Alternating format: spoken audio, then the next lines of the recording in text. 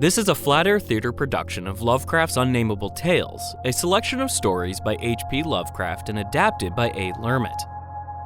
For a high-quality, interruption-free download of this recording, please consider supporting the theater company by purchasing the file from CD Baby.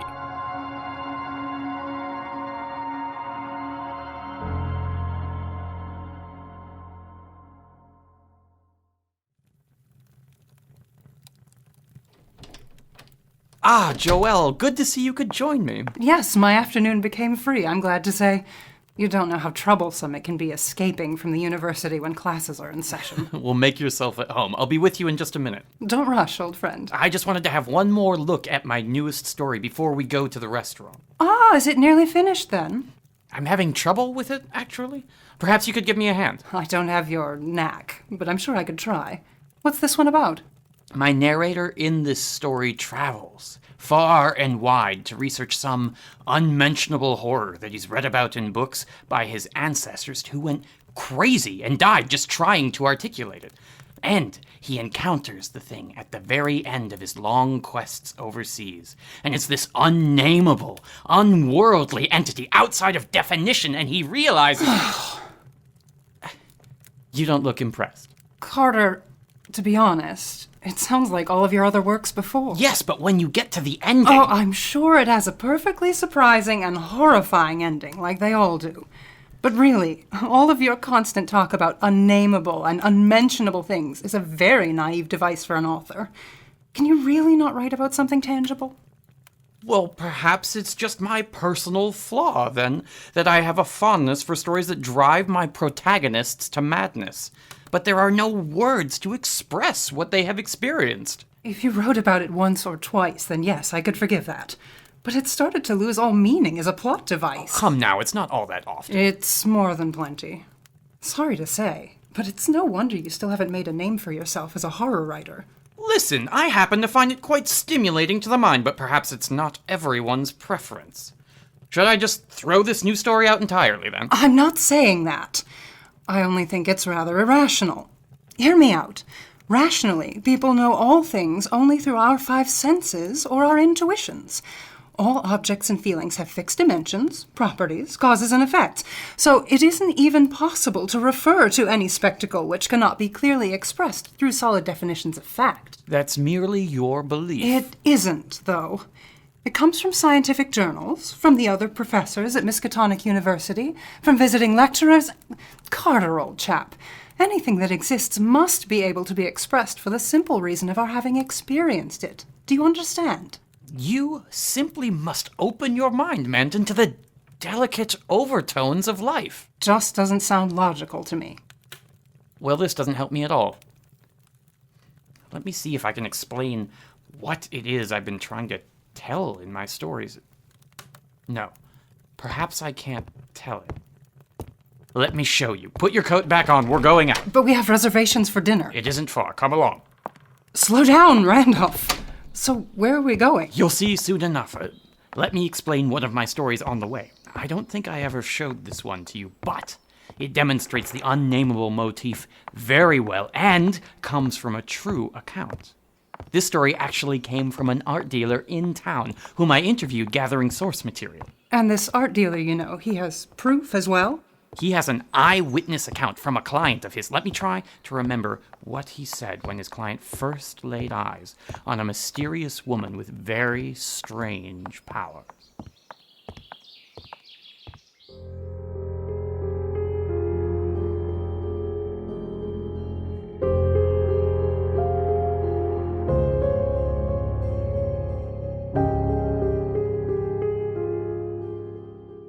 If you must know, I'll tell you, Mr. Carter, though I don't know how much of it will make sense. This sculptor I knew once, odd woman by anyone's judgment, says that they met in a railway station. Her friend had fallen unconscious, surrounded by the gawking crowd. This was the woman whom my associate claimed was the subject of much of her work after that, a good deal of which she sold to me afterwards, chiseled busts of her and carved miniature heads in ivory to immortalize her varied expressions. When the fallen woman awoke from the platform that first day... Looks like she's coming around. Strange lady, isn't she? What happened? What happened here? This lady just collapsed. I don't know, I was here when it happened, but I couldn't tell you why. That is unusual. Not hot out today or anything of the sort. Perhaps she has some kind of condition. Let me through. Let me see. Has this happened before? What? No, I've never seen her before. Looks like she'll be alright, I suppose. Here, miss, let me help you. Give her some air, you're crowding her. Can't you see? The devil is wrong with you. Get out of the way! She just collapsed, that's all. Let's get you to your feet. On with you, rubbernecking cads! But we were just... Denigrates, get yourselves lost, why don't you? Oh, if you insist. Strange lady. Are you all right? Yes, I will be. I feel as though I'd been transported. Here, try to sit up. There isn't something wrong, is there? No, I'll be okay. Don't even think of it. But what happened? Nothing to bother you with. Trust me, this is nothing unusual. I'll be quite fine in just a moment. Let me get you something to drink and you can explain it to me. It will make you feel better. What makes you think I need something to... Ma'am, I recognize that look because I've been there myself. You couldn't possibly trust me on that. Listen, I know where you went just now while you lay unconscious on the platform because I've been trying to do the same thing for a long time now. Tell me, am I wrong? Is that true?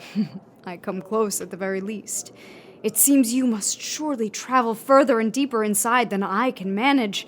It must be fascinating. You explore the dreamlands. Come. I insist you come with me to my home and I'll make you a cup of tea. I believe you have much to teach me, I can tell. From then on, she tells me they were inseparable. They would talk at length of art and of their studies while my old client sculpted the other. Until one day, their discussion returned to these rumored dreamlands. You are my only friend. My first and only friend. Have I told you that? Is that surprising? Actually, it is not. Why, of all people, would you have chosen me, then, to be your friend? Because I could tell, from first look at you, that you had experienced the grandeur and terror of realms outside of reality, outside of consciousness. The kinds of worlds and places that one cannot even describe. Oh, can you make that face again? I think some of my proportions are wrong. Yes, that's the one. Remarkable that you were right. Well, it was obvious. What did you want to study today? More stories from your travels and encounters with exotic cultures? Delve into another text of the occult? All I want is to know as much as you, as much as possible. My friend, there is something I want to show you, but we can only see it in our dreams. We'll finish that bust later. I have something for you. What is it? Nothing connected with anything of this world. As you well know, there is so much more to the universe than what we can possibly perceive. Immensely vast and astounding in matter and time and space. And we shall explore it. We shall explore it as we speak. What's that you have there? Take this supplement. It is a certain kind of dream that we seek, where we will drift outside of our own knowledge. Are you tired of living in a bubble? I am. I want to see the cosmos. I want to learn the secrets that people do not experience in this lifetime. Show me. We will learn so much more than any who came before. The supplement, then. Oh, that is the most bitter snifter I've tasted. I'm right behind you. Now sleep. Sleep, and we will travel. Agonizingly, the sculptor could not come close to articulating to me what they learned and what they saw in the deep pockets and folds of their unnatural sleep. She said the words do not exist in our language to describe it. She called them plungings or soarings. But it seems those words were meaningless compared to the entirety of the thing. And she practiced it for years. These clouds of vapors here. Oh, they get more and more ethereal with every visit. Soar through it and follow me this way. You won't believe what we can see.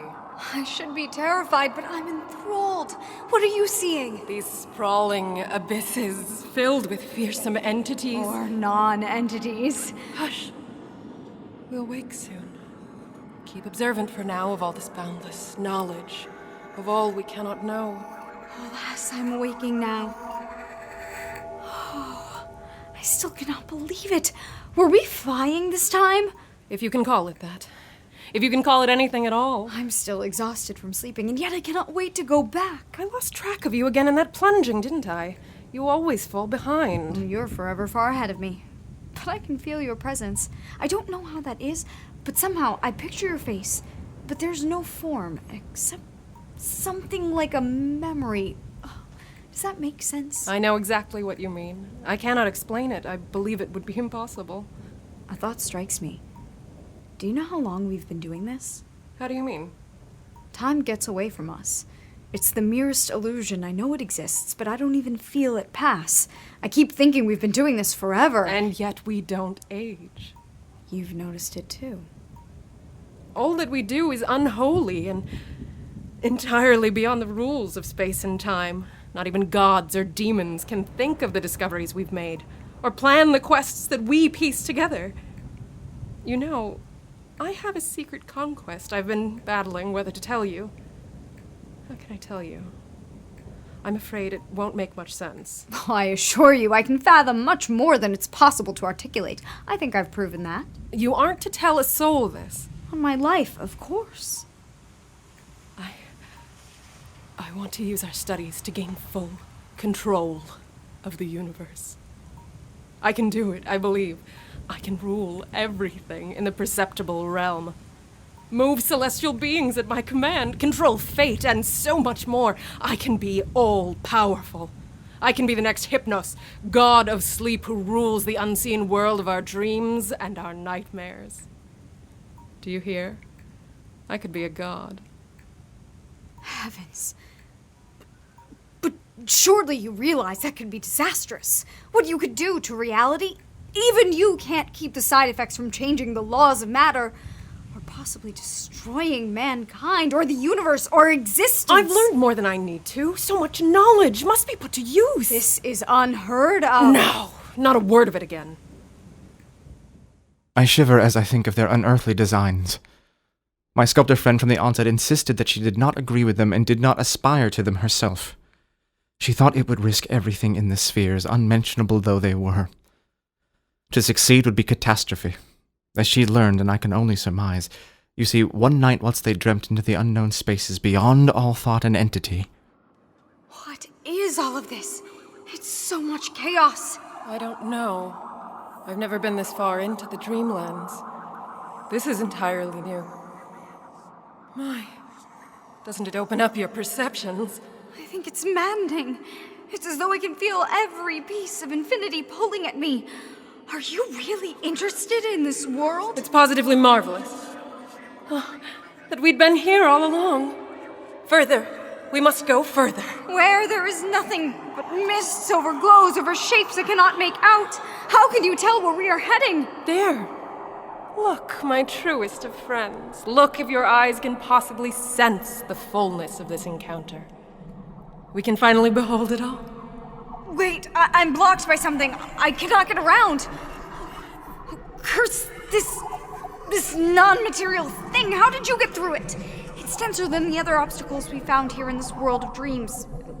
Sticky and clammy. Tell me how I can get through. Further. I must find it. I have to know. Wait for me. Oh no. I can feel the drugs wearing off. Oh, yes.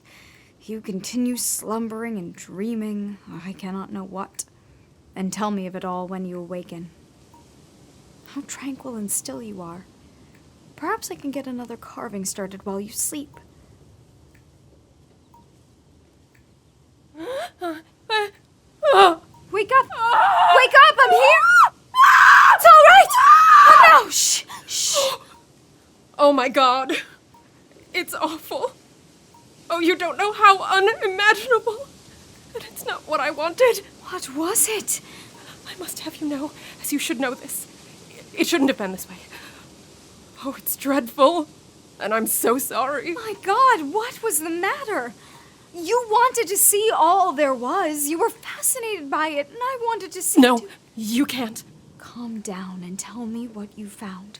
I'll go with you the next time, and then both of us... I mustn't let you. No, I will. I'll find a way around the barriers like all the times before, and... We mustn't ever go back there.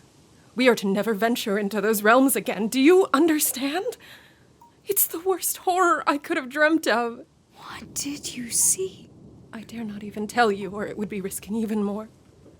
No, in fact, we should sleep absolutely as little as possible from now on, just to be on the safer side. We'll use some other kind of drugs to keep us awake instead. It will have to do. You're with me on this, yes? We can never do that again. It is more than imperative that you trust me. Of course, I trust you. Honestly, it's a strange reversal, I admit. We are never to sleep again. Do you hear me? Never. From that point on, they endeavored to stay awake and out of their dreams. For whenever they lapsed into sleep, they were engulfed by some unutterable fear. They took countless substances to control their waking cycles. Further, I started to notice that my sculptor friend appeared rapidly and visibly aged whenever I would see her, which became quite frequently as she sold me most of her work during the time and attended many galas and parties to keep alert and never alone, for that would have been a truly fearsome thing to her. And for the most part, it was working. It's getting late, everyone, and the gallery owners are pretty strongly hinting that we dissolve the party and all go home. Please, you know we can just be quieter, right? Sorry, folks, I can't have you lingering here all night after every party. We'll see you tomorrow evening, though, yes? We can't just stay a little longer. The sun will be up soon. We might as well finish off this party with the dawn, shall we? Every night the same thing with you. It's fine when we get together at your studio, but you haven't had any new work in months. Good night and safe travels. Good morning, and see you soon. Come on now, old chap. It's not that far a walk.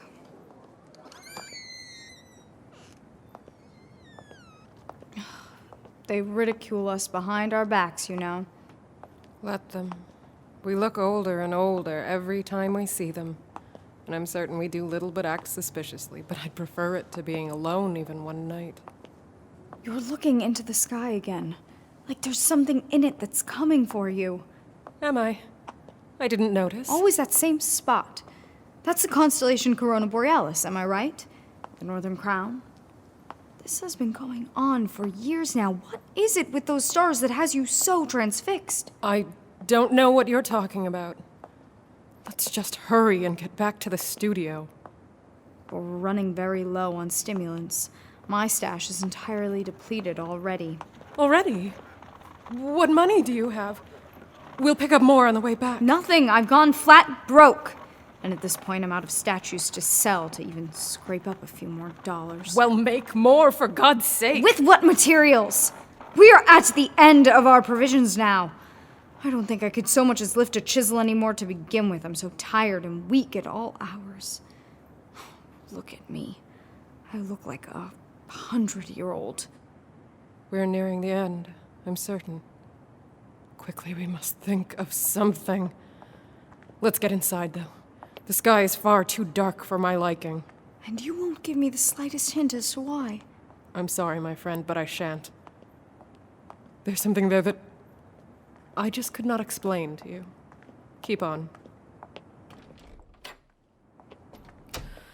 Much better. I'm going to rest a spell. Would you do me the trouble of just watching over to keep me from sleeping too long? Very well. I'll try to think of something for our situation. There's nothing more you can tell me about how dire a point we are at? When I wake, perhaps. I do try very hard not to think of it at all, let alone talk about it. Even now, I think it is getting worse. I understand. I did not understand the particulars, of course, of this terror that was supposed to have been approaching, as the sculptor didn't know it either. While her friend slept, she kept her vigil dutifully. In the desolate, pitch-black garret studio over the eaves, the rain beat down while the dream explorer on the couch slumbered on into the forbidden spheres. Wake up now. It's been too long. You have to get up. Come on. Something. Oh, heavens, something strange is happening outside. What is that out there? It can't be anything close. No, that's far too terrifying. It's my mind playing tricks while you sleep, so do get off the couch already. That that noise. It's going to drive you mad. Get up, I say, for your own good. I need... Oh my god. It's in the sky. Oh, it's unworldly and horrible. Please wake up. I cannot face this unmentionable horror alone. It's getting closer. Help! I need help. Oh, no, it's too bright.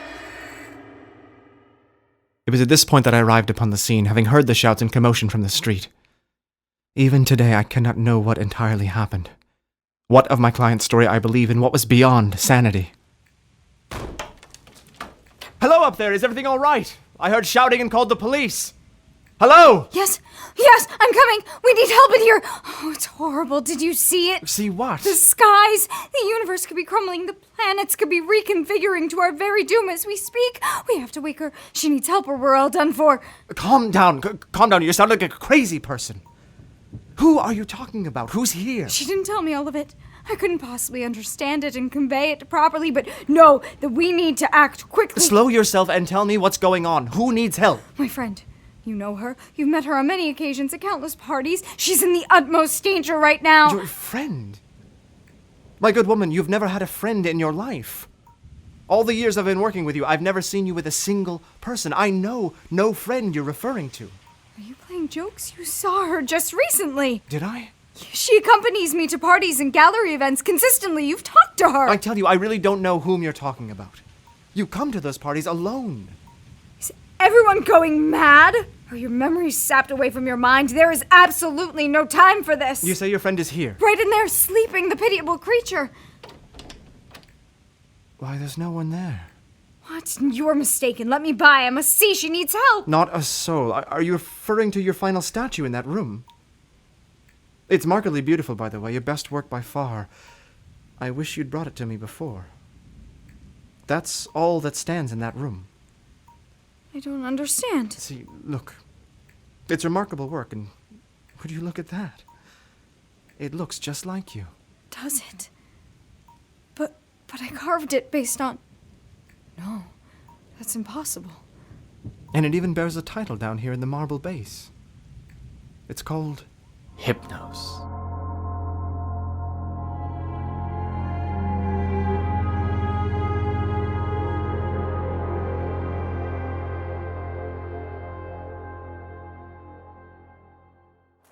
That's a good story, Carter. Thank you. And as I said, it came directly from the mouth of a credible art dealer. I'm sure it did. But I'm intrigued. Did the sculptor's friend who could travel in her dreams even exist in the first place? I don't follow you. It sounds to me like she was merely a figment of the woman's imagination, and your art dealer acquaintance can barely affirm the story because he doesn't even remember meeting her. No, that was not the point, Manton. The point was that there was something horrible, something in their dreams that... Delusions, Carter, brought on by drugs and sleep deprivation. We have a laboratory on campus, you know, where we are studying the effects of sleep on an individual, and you should hear the kinds of hallucinations people will have when they go without it for any length of time. This wretched sculptor could easily have conjured this dream world, just as she conjured this friend who never existed. How can you prove otherwise? Honestly, I attribute this stubbornness of yours to your perfectly sheltered upbringing if we're being truly candid with each other. Is that what you're teaching at the university? Oh, is my scientific education my fault? Well, pardon me, but I've worked very hard to be taken seriously among the men in the faculty, and it's been no easy feat. Where are we walking, by the way? It will be dark soon. You'll see soon enough. Very well. I didn't bring a light, you know. We'll be fine without it. Anyway, this is sheer hypocrisy.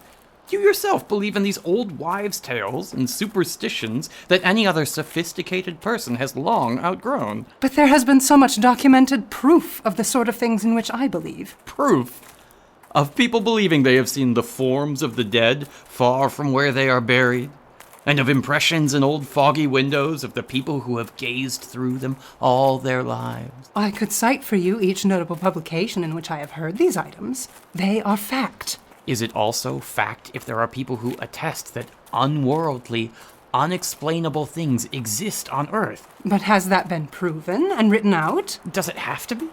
How different is it to believe in your particular folklore from any other abnormal phenomena? If a ghost can transmit his visible image halfway across the world, I have never used the word ghost once in this argument. then how can it be absurd for deserted houses to be full of sentient things, or for old graveyards to teem with the terrible, unbodied intelligence of generations? Of course that's absurd.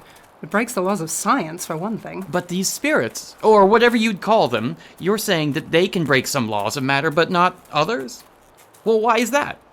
Why is it so difficult for you to imagine other possibilities which to us must be utterly and appallingly unnameable? I'd simply have to credit common sense, my dear Carter. Common sense is merely a stupid absence of imagination and mental flexibility. But how can we prove something that we cannot experience? This is debate for the philosophers, maybe. But it is not tangible, and it is not credible for you to consistently put it in your silly stories. That's just common sense to a T. You want a more scientific story then, Manton? Have I ever told you about the local scientist Crawford Tillinghast? The name is familiar. He, too, explored the worlds of the unnamable, but more scientifically. Is that right? And you've met the man? Not exactly. It's not that simple, you see. The story I heard comes from a report I got access to concerning his best friend.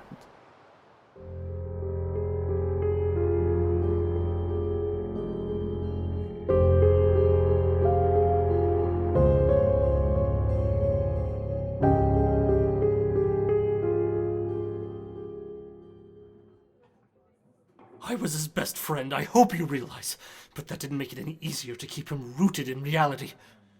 The blame really falls in his fixation, his stubbornness. Not to mention his violence. But he was also a genius. They're saying some fairly dastardly things about him now. I understand you were quite close to him, Mr. Lyman, so if you're not comfortable... No! I'll tell it.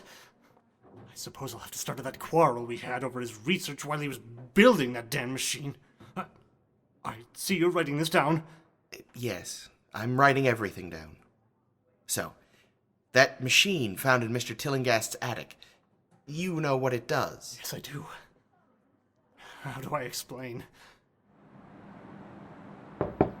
Come up, come up! I've been wanting to unveil the machine to you, but forced myself to wait until there was something more substantial to view. Is it nearly ready then? Oh, not ready yet, and won't be for some more time, but soon. I can't even tell you how long I've been waiting in suspense. Got quite friendly with your house staff in the meantime, but I've been highly intrigued by what you've been toiling at so fervently up here in the attic. I've been getting the hints of success that it will prevail and give more answers than I could have expected possible. The statistics I've been seeing, but I get ahead of myself. This is the most worked up I've seen you over any of your research.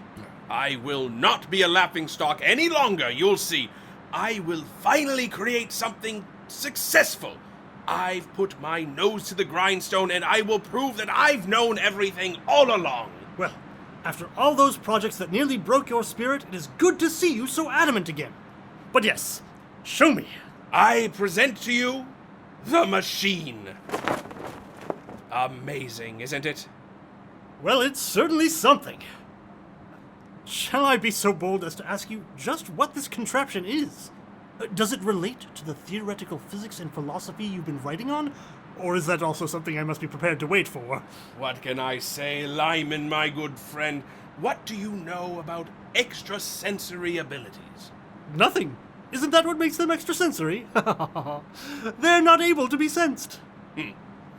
Yes, you see, as humans, we know far too little of the universe because the range of our senses is infinitely narrow. We cannot observe a thing's absolute nature, only what we are constructed to see.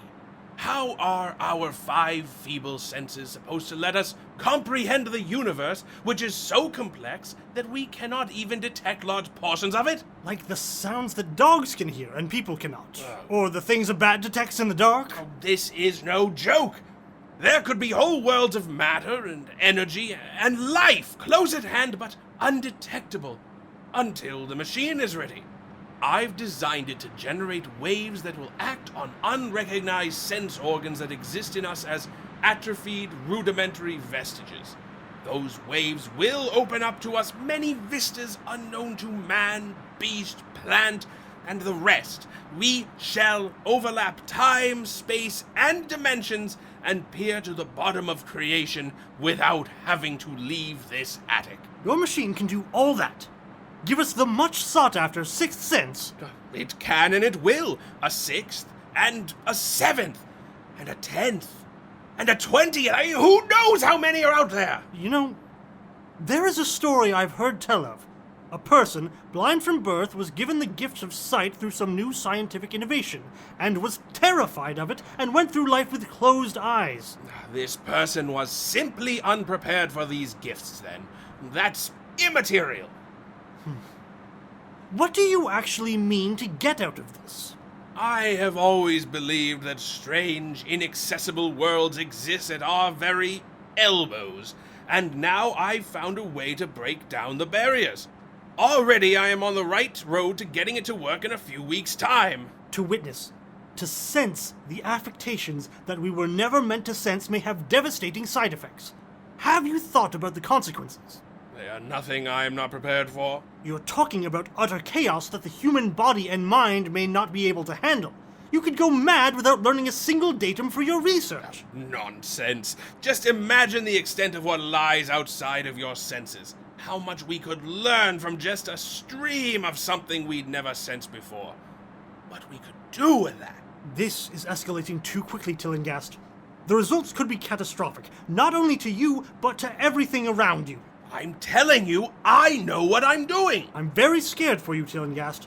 This project is consuming you, and I think if you just take a break and step back from it, you'll understand what I'm trying to Don't tell me what to do! I can handle it just fine. You don't even know what it is yet.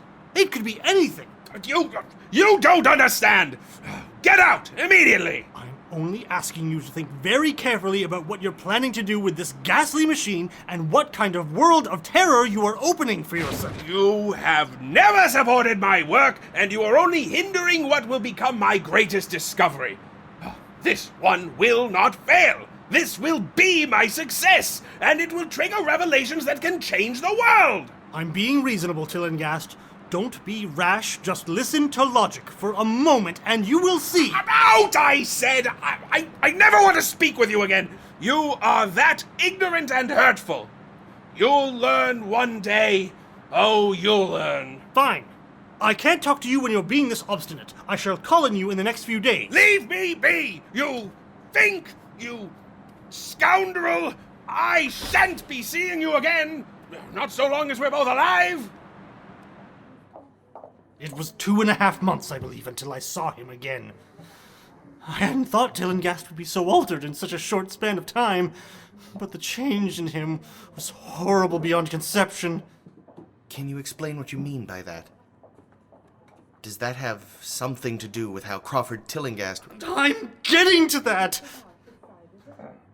I was saying that after Tillinghast's fight with me, he finally sent me a half-coherent message permitting me to see him again. Naturally, I went straight away. Oh, close your mouth. You'll let the flies in. Get inside already, will you? Good God, man! Have you left your attic at all since I saw you last? Or eaten? Or bathed? Are these the same clothes that I saw you in months ago? No, it's not as bad as all that. I've only been working on the machine. The machine? Is it... Oh, get inside, I said. I don't like the look of it out here. Out of doors is no place to linger. I'm coming. Oh, see, this is part of what I was talking about, Tillinghast. You've not even been taking care of yourself at all. Your skin is... Oh, it's like yellow plaster. And I wouldn't doubt for a moment that you've lost 20 pounds. Please, let your servants take care of you at least. That's what they're there for. They've all left 3 days ago. Yes, they all Really? left. Well, that's unusual. I'm surprised they didn't say anything to me. We'd been chatting, you're aware. Yes, I'm sure you were thick as thieves together. Gregory's gone too. He's been keeping me informed about you this whole time, but he didn't even say a word about your condition. It's all gone. My friend, what has happened here? Yes, you shall see. Oh, yes, you'll see. You've succeeded, haven't you? You've done it. Your machine, it's brought about this change in you, and you've found something that has made you a fully different person. Is that it? Oh, does that sound so horrible to you? You who were afraid of it to your very core, thought it would rend the universe apart and destroy all the people in it. Do you still think it is an atrocity to science? I'd just like to hear what you found. Clearly, it must be some unfathomable feat if it has taken such a toll on your health and well-being. Oh, come with me to the attic. You must see. Oh, yes, that will be quite impressive. What's the purpose of all these candles, Tillinghast? Is your electricity out? You will come to understand the reason presently. I couldn't possibly keep it on. It would just be too much power. What's that you say? I would not dare. Nothing for you to be concerned with. Follow me!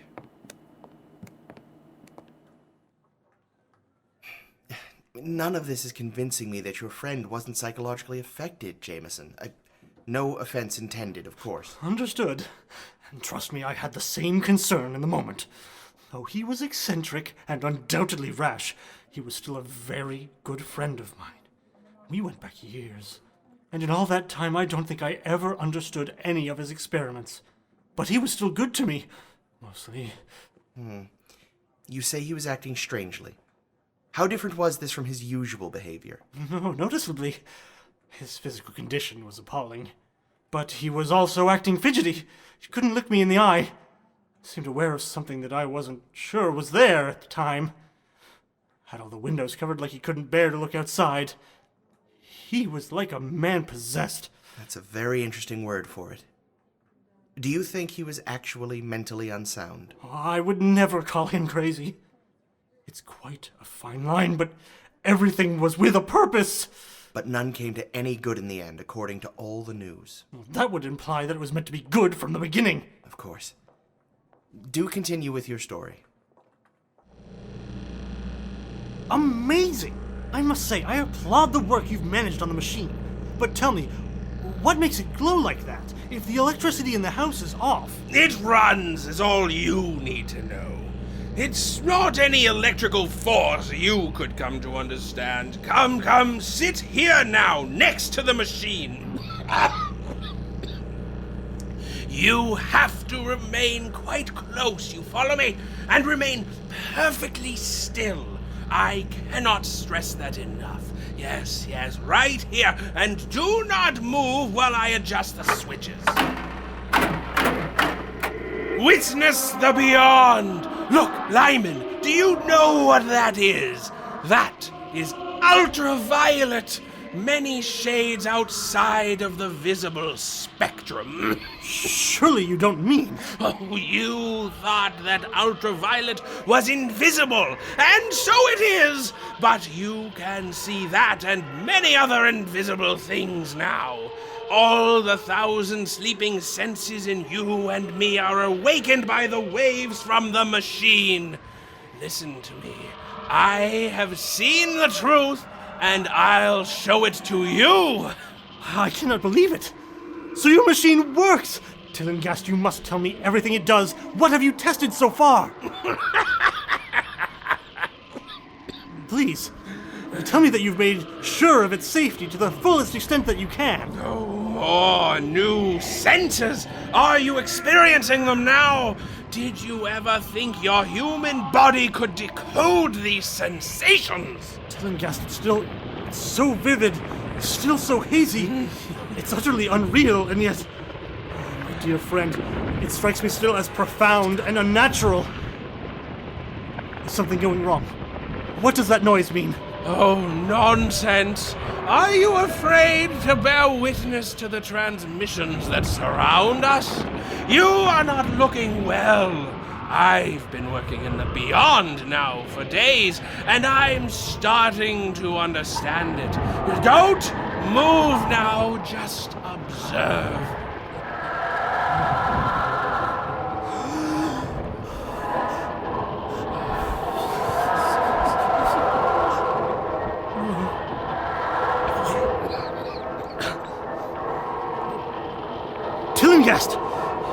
Tell me what you've experienced. It's over now, so suddenly. How horrible and unsettling it was. There's something that seems unsound in all of these extrasensory impressions that I picked up. You don't notice it? And oh my god, that noise! Oh, is that why you've pulled your revolver? Oh, I didn't even notice that I had. Be careful not to move a muscle. Stay entirely still. Your life depends on it. What was that cold gust? Just remain as receptive as you can. You want to absorb as much of the sensation as possible, and to remain perfectly still. Are you certain? In these rays, we are able to see as well as be seen. I told you the servants left, but I didn't tell you how. It was that thick-witted housekeeper. He was referring, of course, to Mrs. Updike. The same. Now, wait a minute. You're telling me that Crawford Tillinghast's dastardly machine opened up an alternate world? Like a portal to another dimension? That's the problem! This was no other dimension or plane of existence. I tell you, it exists here, all around us, at all times. Imagine how the concept of the visible spectrum must seem to a blind person. Or sound to a deaf person. Oh, hell, Tillinghast understood it more than I ever could. You think these entities, these structures and items, are in existence here, now? I'm positive of it. How is that even possible? How was any of it possible? Something rings false in your deposition. You cannot expect me to believe something so outside of belief on your word alone. I'd be taken for a fool. How can you explain any of it? I cannot say how, except that I encountered it. I experienced it, and all of these things. Go on. What happened with Mrs. Updike? According to him, she turned on the lights downstairs after I had warned her not to, and the wires picked up the sympathetic vibrations. It must have been frightful. I could hear the screams up here in spite of all that I was experiencing in the beyond. And later, it was rather awful to find those empty heaps of clothes around the house. Oh my god! It got them all. But so long as we don't move, we're fairly safe. Remember, we're dealing with a hideous world in which we are practically helpless. Keep still! The Beyond killed all of your servants. Yes, killed, yes. Tillinghast, you must stop this thing. I told you that starting down this path would be disastrous. This is an affront to nature, and you're... Oh, can you sense this new vortex of sound and motion? It's too blinding! I can make out... I can see these shapes like clouds. They go all the way through the roof of the building, like pillars to the sky! Then you understand that it's even more treacherous outside of this room. Don't you feel as though your body could dissolve away into the spectrum? What's happening to the sky? It looks like some alternative to orange, filled with shining, revolving spheres. Oh, not unusual in the beyond. That gust again. What is that? What will it do? Which gust? That huge, inanimate thing just traveled straight through me. Tillinghast, this is too terrifying. What is that? Oh, you see them? You see them? You see the things that float and flop about you through every moment of your life. You see the creatures that form what people think of as the pure air and the blue sky. What are they? They're like inky jellyfish monstrosities. They're vibrating and pulsating with the currents of the machine. Have I not succeeded in bringing down the barrier? Have I not shown you worlds that no other men have seen? These creatures, they're devouring each other. Oh my god, they'll kill us both. Oh, you think those floundering things wiped out the servants? These things didn't kill them? Oh, fool, they are harmless. What swept up the servants, then? What made them scream so loud? Could be anything here. I couldn't guess what. Oh, you'll know soon enough. Please, turn it off and end this.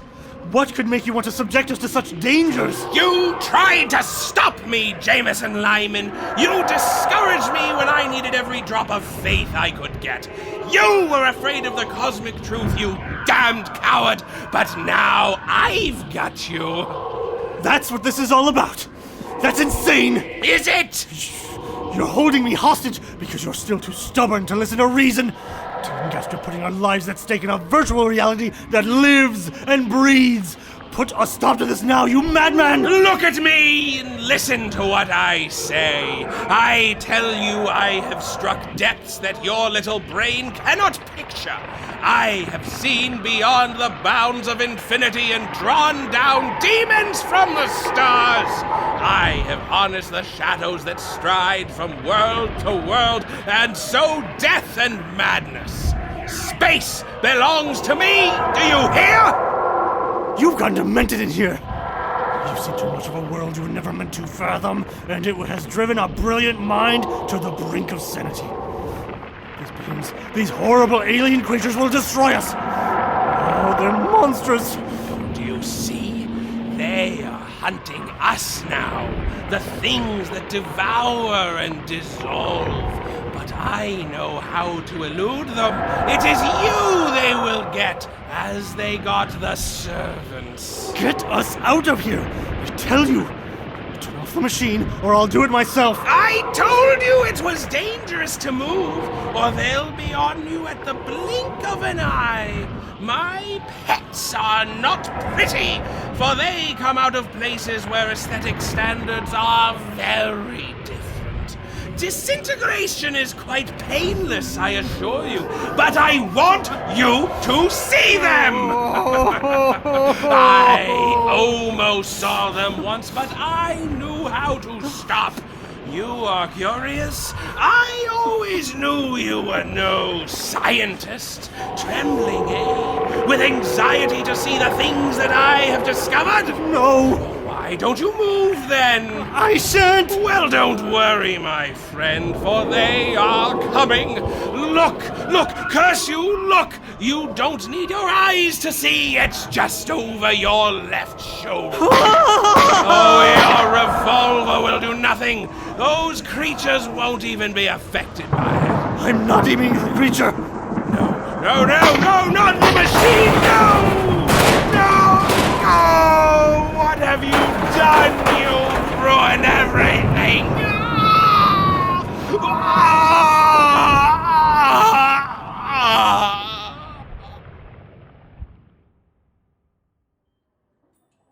That was the gunshot the police heard then. They say they found you unconscious up in that attic. That they did. And Tillinghast, dead of apoplexy. They arrested me, but released me when they found that only the machine had been shot, and that poor, misunderstood scientist suffered a natural death, so they say. Pity that the machine's been reduced to a hopelessly shattered bulk across the floor. You can never prove any of your story without it. You are aware of what the reports are saying now. What's that? That Crawford Tillinghast murdered his servants himself. But that's unfounded! Well, they've yet to see any proof to the contrary, and it's looking doubtful they ever will. And it's fairly common knowledge how disturbed and dangerous he was. They never found the bodies, have they? That's exactly the point. They haven't. So can you tell me more clearly what Tillinghast did with the bodies? Tell you it wasn't him. I couldn't tell all this to the authorities or the coroner, but you must believe me. The machine had that capability, not him. He may have had his problems and his fixations, but he was only the victim of having too much power thrust upon him. Your story is perfectly intriguing, but it's utterly impossible. I am still not convinced that you can leave Arkham Asylum until you can accept what really happened and end this facade. But you're wrong! You're wrong about it!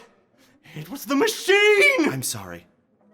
But I'm afraid I have only to believe that you were hypnotized by that vindictive homicidal maniac. Nothing more. One day you may accept this. But it isn't true, Doctor!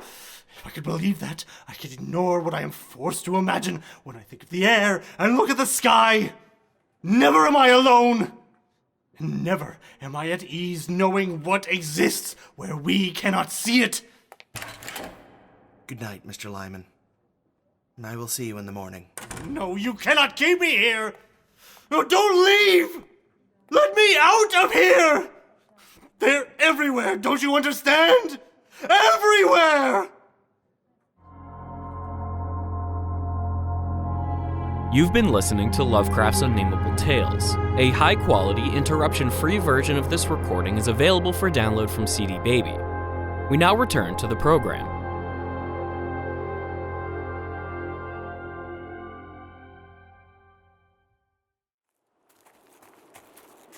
But of course the doctors were wrong. The case against the late Crawford Tillinghast was never solved. I've checked. It was the machine in that unmentionable world of beings, most obviously. Obvious to someone like you, perhaps. Someone who blindly believes in anything he's told as a child would. I still don't see the proof in it, though. Oh, Manton, you're looking for proof in all the wrong places as far as I'm concerned. Balderdash!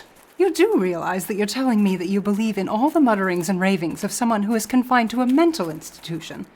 Not one word of that story would ever be trusted. I've researched this case, and there is no other explanation. And it was merely well covered up. There is always an explanation. You must admit, though, that anything that lies outside of our senses, anything that we cannot possibly have accounted for, does exist, and therefore fits the definition of unnamable. No, because they do not scientifically exist at all. Carter, do I have to compile books and articles for you to understand that? How can you deny that things that we do not have words for are inherently unnamable? Amazing. This is the most adamant I've seen you in an argument by far. You can write whatever you want in your stories, of course. It's not my duty to like it. Oh, never mind all that. Here we are. The old Arkham burial ground? What could possibly be here? You know, there's a story that I don't tell many people. Maybe it will shed a little light on the situation, on my very essence. Because this one happened to me. Really now? Why haven't you told me? This one is irrefutable because I was there and I know what I heard. This one is direct fact. What happened, old friend? This was years ago. In the end, it's what got me into learning about the unnamable, about all sorts of horrifying, unworldly things. And it happened here somewhere, in the cemetery. Well, get on with it then, before night falls. This concerned my old pal, Harley Warren, and what happened to him here, and what happened to me afterwards.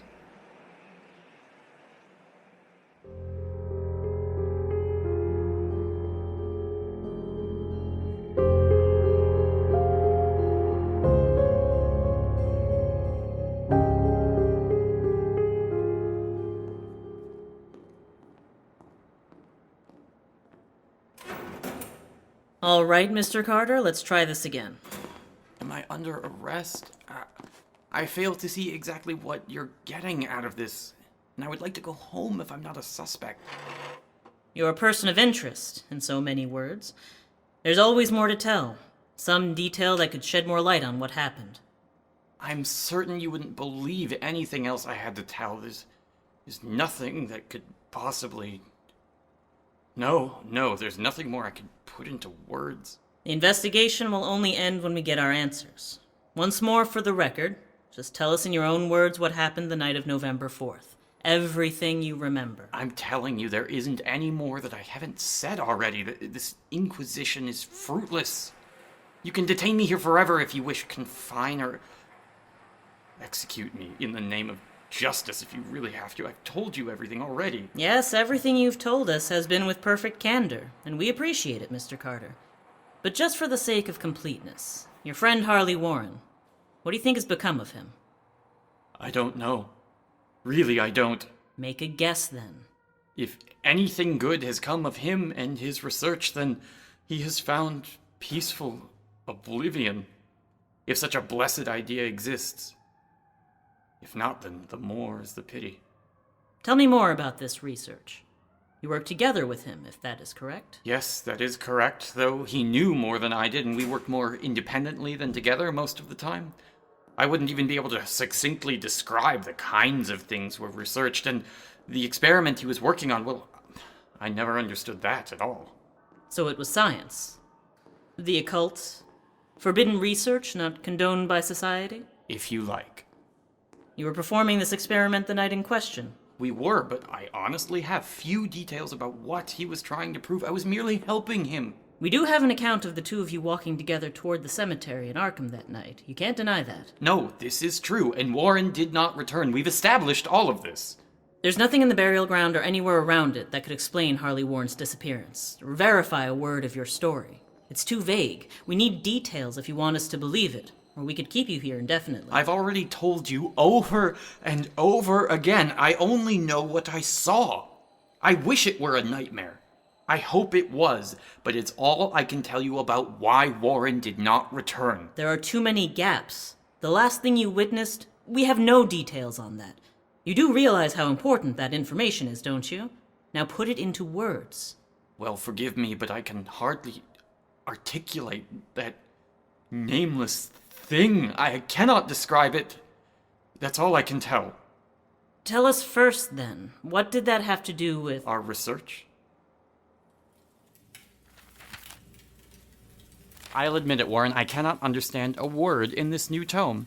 Here I've read close to your entire library of spiritual accounts and spell books and mysticism in whatever languages they've been in, but this one, I'm convinced it isn't in any human tongue.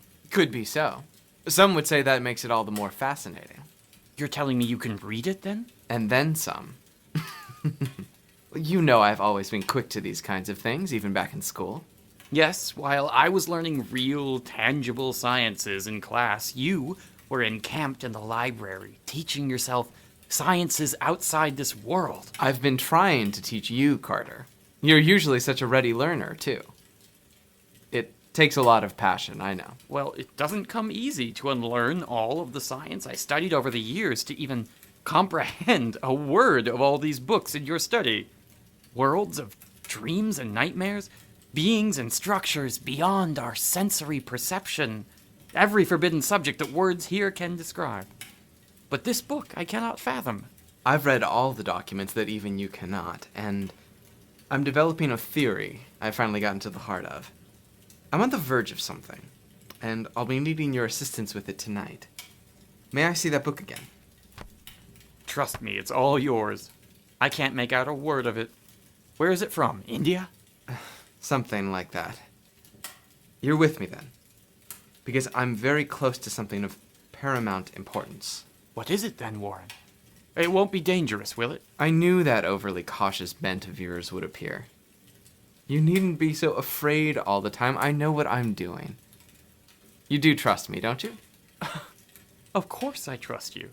It just seems that the topics in your books seem to have much more to do with corpses and decay and ghouls and hidden worlds than they do with anything that sounds remotely safe. That's precisely what's so intriguing about it. There are so many dark and unknown things that I am just getting my finger on bringing back into the light. Whatever you say, Warren. I'm sure it's certainly something interesting. One more thing, Carter. Bring a shovel. I may have feared him then for the horrors that he knew. Now I fear for him. That night at the Arkham burial ground, then? You were seen there at 11 that night. So you've been reminding me. Yes, this is probably true, though I have no distinct memory of it, save one hazy scene past midnight. The moon was high when we went to that ancient cemetery. Almost there now. We won't regret this for our entire lives. It could tell us everything. What are we expecting to find, Warren? If I could possibly explain it, we wouldn't be here, would we?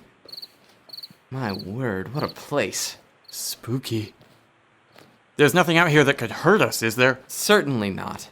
Don't you feel like we could be the only two souls to have entered in centuries? Oh, and that stench. What is that? Never mind that. Here we are. Set down your load and hand me one of those spades. We dig. Where was this? Could you retrace your steps and bring us to the spot? I've tried, but I don't think I'll be able to find it again. We only had weak lanterns, and the moon wasn't much to see by, but it was a dead place. The trees were naked limbs, the grass was dry hay. But you dug a hole.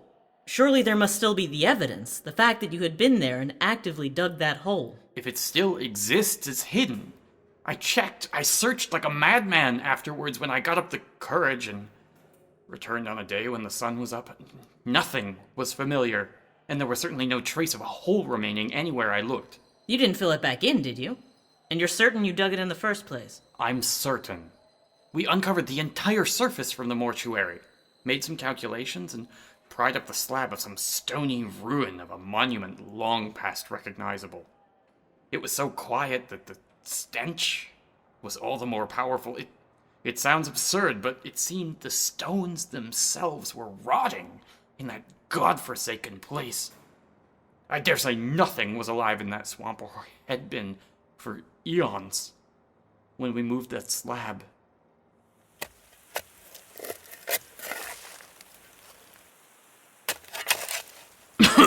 damnation, that smell! Excuse me, but... There's an opening here, see? Look, Carter, you can see it's like a flight of stairs we found. Come on, that nauseating odor is dissipating. I need your lantern. Well, how about that? Now then. I'm sorry to make you stay on the surface, but doubtless your nerves would fail you if you were to come with me. Not to offend you, old friend, of course. You're not saying... Haven't you been reading those books? Have you heard a word I've said? You don't have the capability of imagining the things that I'll see, and the things that I'll have to do. I can't even predict if I'll come back alive or sane. I wouldn't know whether the bravest of men could do so. It is a very serious task that I set upon to do, indeed. Warren, you can't go alone and leave me up here. Believe me, I'd welcome you to join me in the unknown wonders, but I couldn't possibly bear the burden of your own death or madness, bundle of nerves as you are. No. This is my responsibility, and I take it upon myself and myself alone. But do you have any idea what's down there? Heaven knows what could happen to you. I have some idea, but I cannot stop until I know more. To just imagine the unfathomable, you can't wrap your mind around it, can you? I only hope I can tell you enough to just describe it to you so you'll see just a glimpse of it in your imagination. This is sheer lunacy at its very brink, Warren. It's suicide. It's madness. Must I forbid you from going alone? Let me accompany you. I have more of an iron constitution than you give me credit for. You see, surely I'd be able... Would you rather we abandon the project?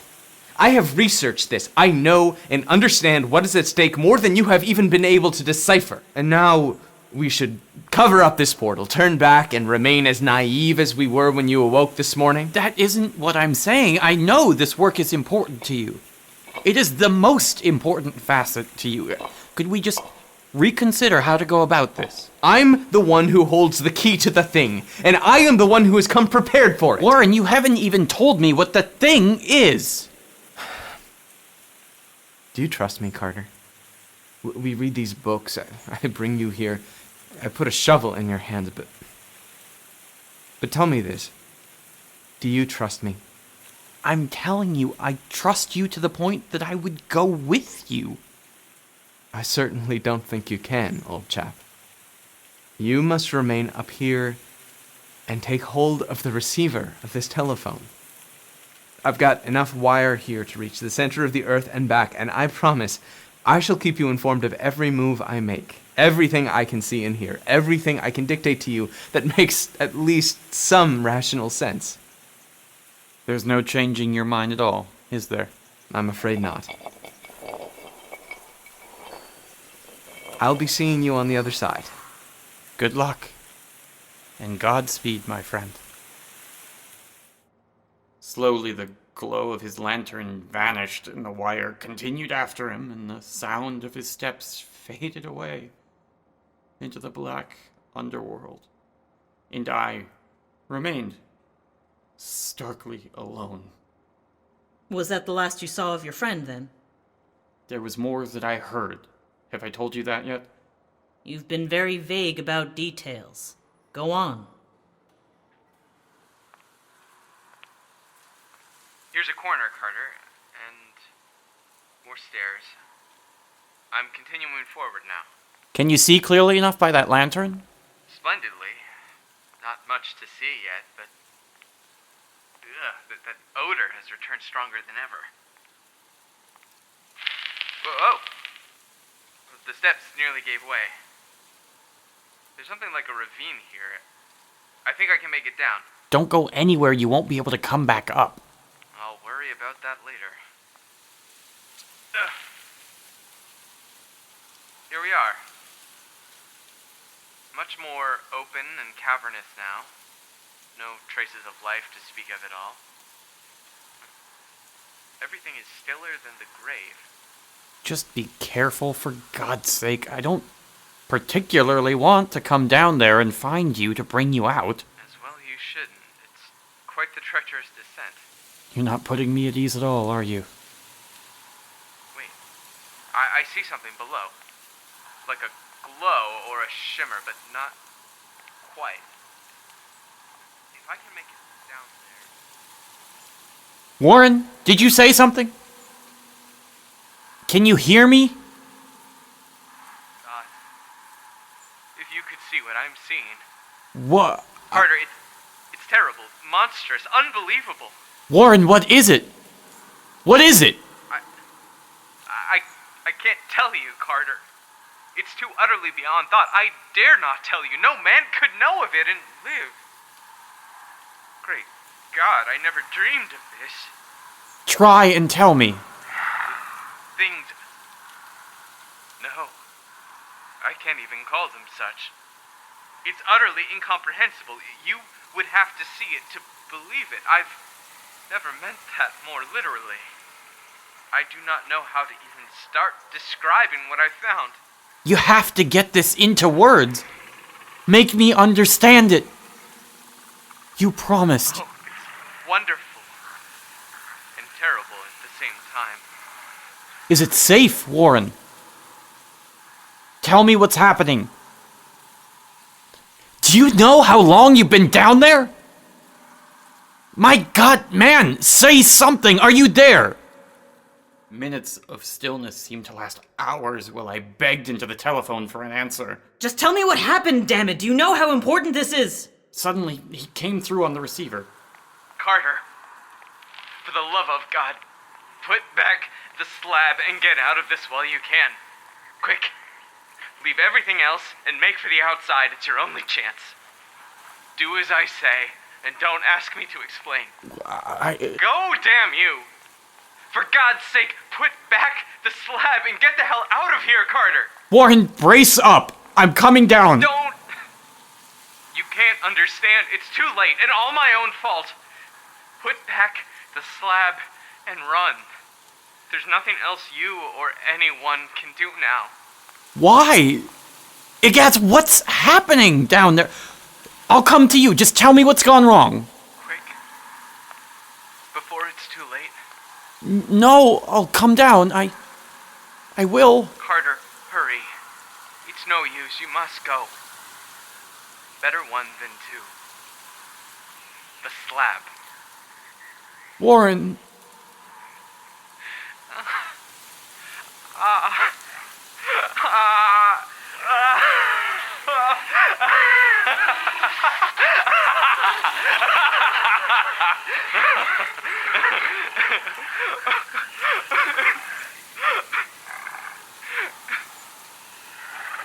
It's nearly over now. Don't make it harder.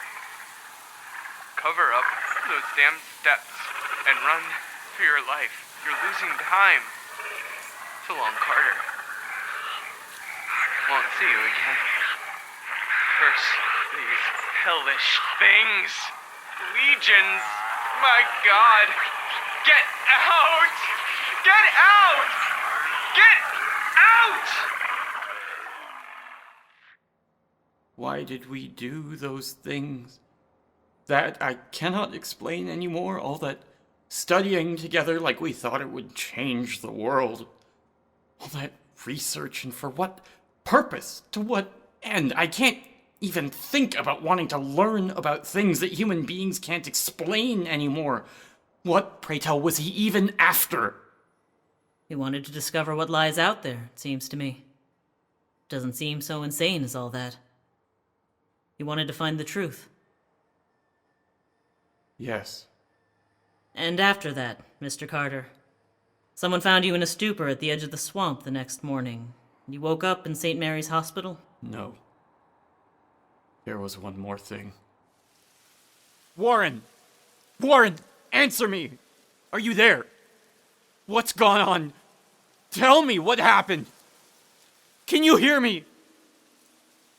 Warren, are you there?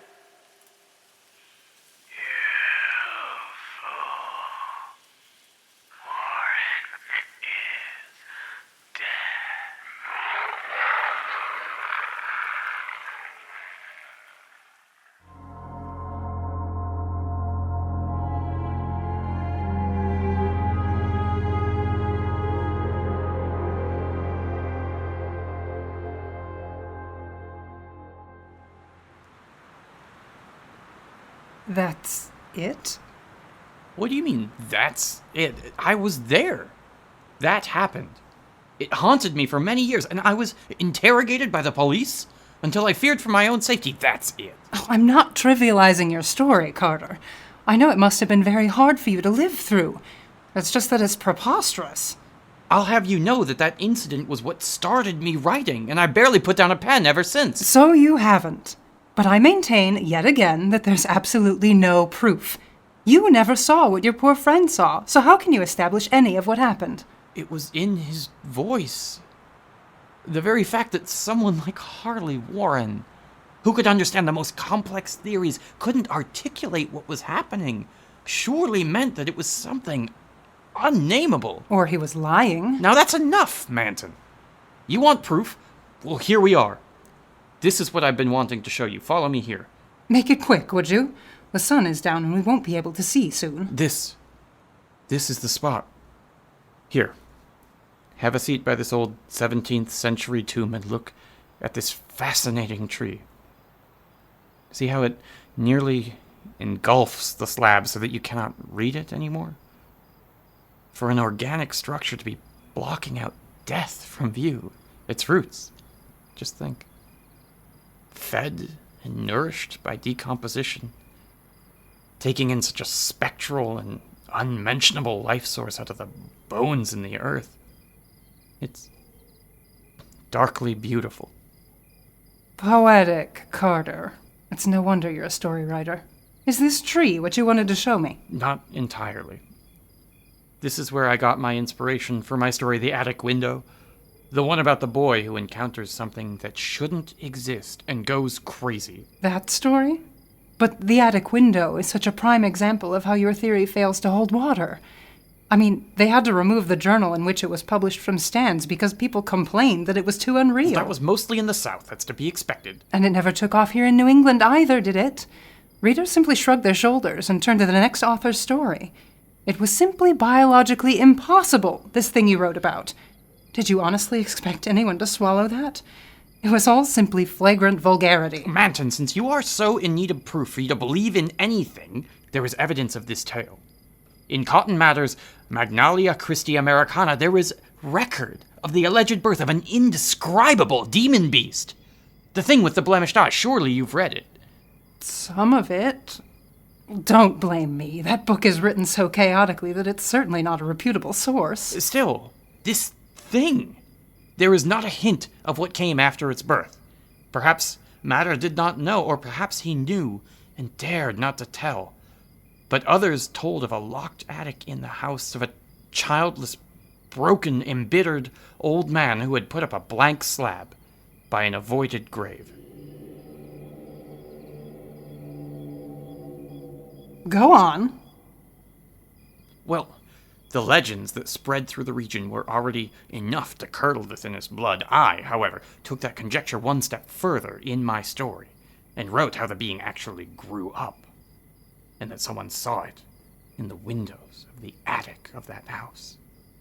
And the mere sight of this entity that couldn't be described could turn one's hair gray and one's mind to mush. And that's the story of the attic window. You're telling me that you're citing some incomplete reference from the scribblings of a figure most famous for putting supposed witches on trial in Salem as the proof for one of your fictions? You know me well enough by now. Do I even have to begin telling you what I find faulty in that logic? That isn't the point. Let me tell you what I found in an old diary in my family's papers, not even a mile down the road. The passages were dated between 1706 and 1723, and it refers to very real evidence of this story. You've never told me about any old diary. What did it say? It's all there. A written account from March 8th, 1721.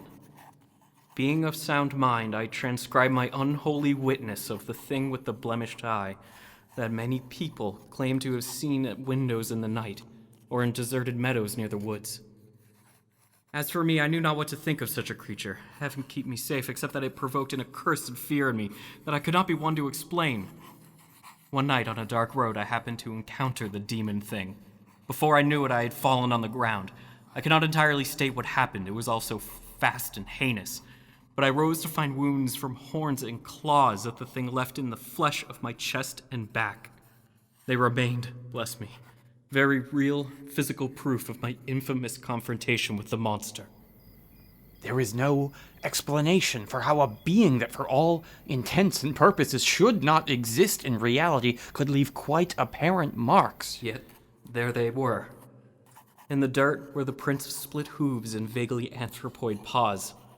I now knew what the myths that were spreading in the area really meant, for I had survived it. It was quite a well-known tale in the area. I'm surprised you don't already believe in that one. I've never even heard of this story. How was I to know it when its only proof is in your one diary? Plenty of older people in town tell it as well. They say when the old man died, that noises came from the house.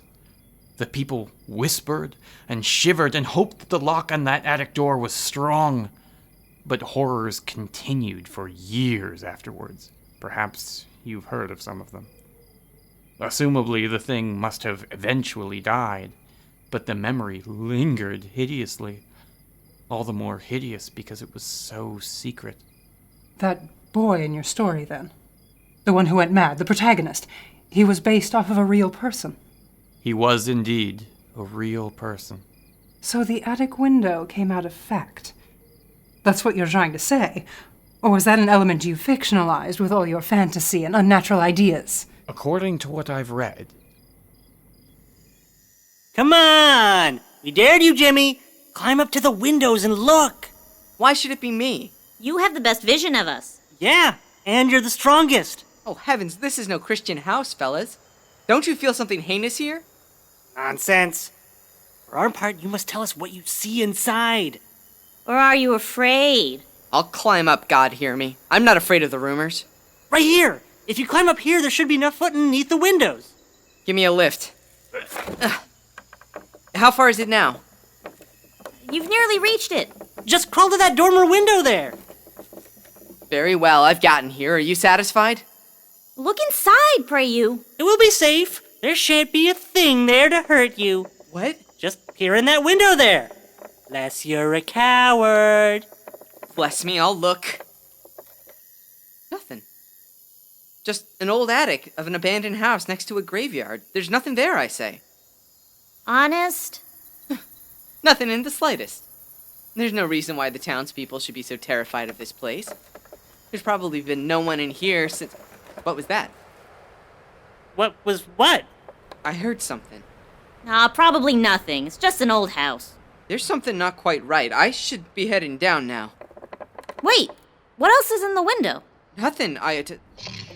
Wait, was that movement? Is that something inside? Something inside? What is it, Jimmy? I can't tell. Oh no. Jimmy! Get down from there, please! Oh no! Jimmy? Where are you heading? Jimmy! No!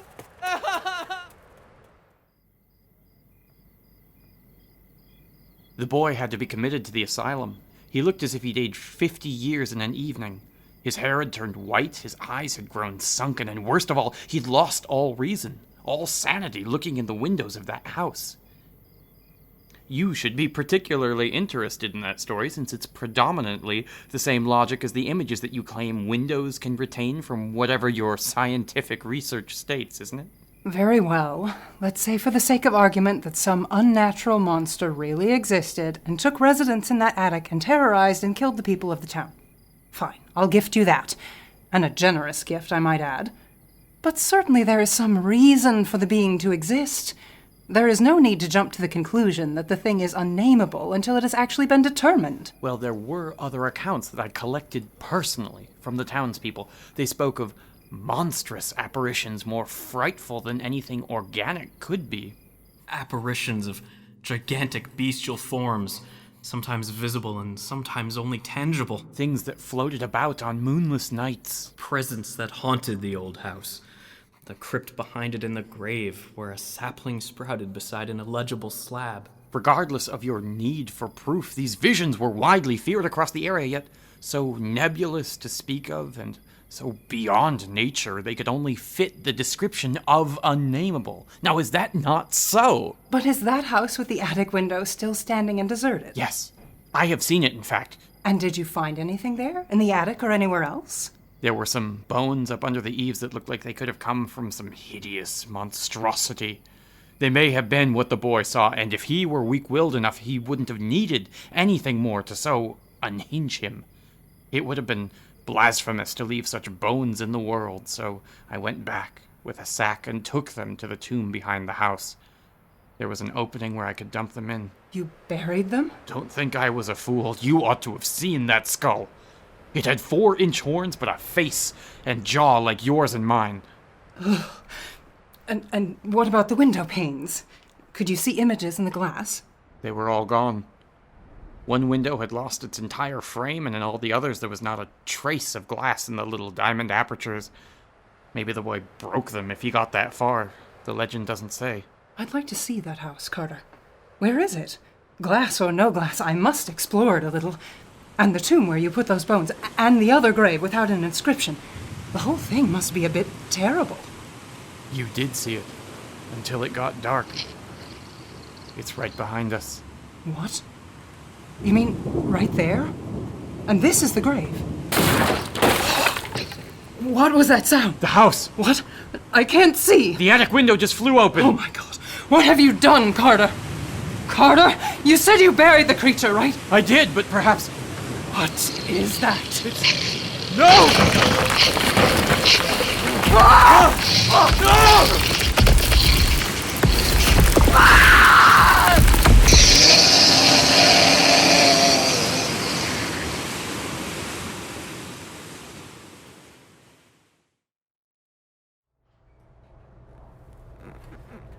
Glad to see you two finally up. I'll alert the doctors for you. Where are we? St. Mary's Hospital. A farmer found you two in a field beyond Meadow Hill and brought you here with serious injuries. Meadow Hill? That's probably a mile from... Never mind that. Oh, my chest. Do you remember anything about how you came here? No, we don't remember anything. What is that pain I'm feeling? Miss Manton, we've treated 2 sizable wounds on your chest, and some less severe gouges on your back. Your friend Mr. Carter here also appears to be covered with welts and contusions of a most bewildering character. What character would that be, nurse? They look like the imprints of a split hoof, sir. You really don't recall what happened? Do we, Manton? No, we don't. I must say, we haven't seen someone in a condition as the two of you were in. Certainly not as long as I've been here, at least. I imagine we were just victims of a vicious bull. Really? You both look as though you're lucky to be alive. You really think you were trampled by a bull? How unfortunate. Was that in Meadow Hill? Just tell the doctors, would you? Of course, miss.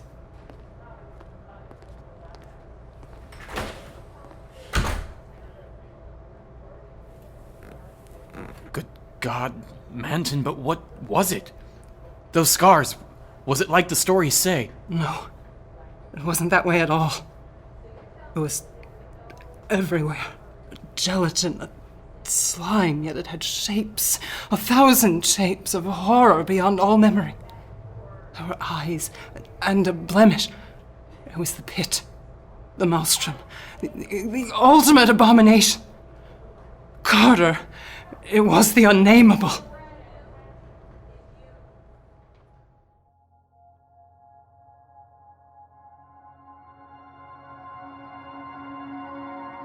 Lovecraft's Unnamable Tales represents hundreds of hours of work by performers, writers, and technicians to bring these stories to life.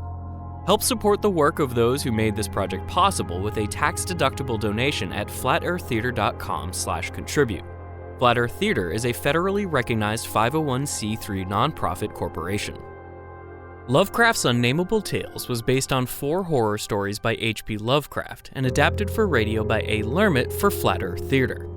Hypnos featured Mariagrazia LaFauci as the Sculptor, Melissa De Jesus as the Dreamer, James Hayward as the Art Dealer, and Jake Scaltreto, Amy Lehrmitt, and James Rossi as passers-by. From Beyond featured Justus Perry as Jameson Lyman, Jake Scaltreto as Crawford Tillinghast, and Chris Chiampa as the Doctor. The Statement of Randolph Carter featured Chris Larson as Randolph Carter, David N. Rogers as Harley Warren, and Liz Salazar as the Inquisitor. The Unnamable featured Chris Larson as Randolph Carter, Kristen Heider as Joelle Manton, James Rossi as the Ancestor, David N. Rogers as Jimmy, Justus Perry and Liz Salazar as the Children, and Chris Chiampa as the Nurse. Sound effects were designed by Kyle Lampe and James Rossi, recorded and mixed by Panic Attack Studios. Music by Sergei Cheremisinov from s-cheremisinov.com. For more information on Flat Earth Theater, check out flatearththeater.com, like us on Facebook, and follow us on Twitter. Thank you for listening.